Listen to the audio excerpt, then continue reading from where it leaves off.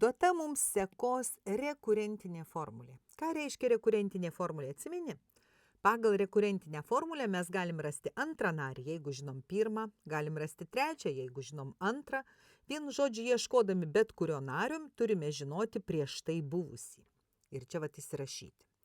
Mums reikia apskaičiuoti šios sekos pirmų trijų narių sumą. Tai mes pirmą narį kaip ir žinome.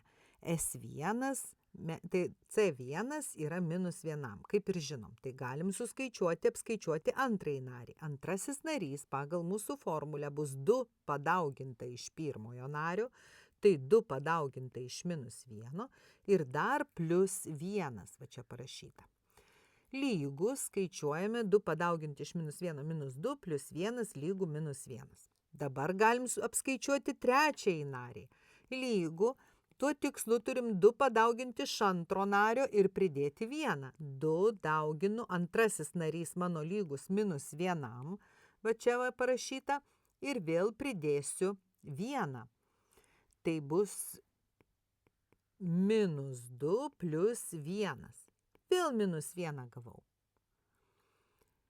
Ir tada galiu apskaičiuoti šitų trijų narių sumą. Mano pirmas narys -1, pridedu vėl -1 ir vėl pridedu -1 ir gaunu -3. Atsakymas -3, uždavinys išspręstas.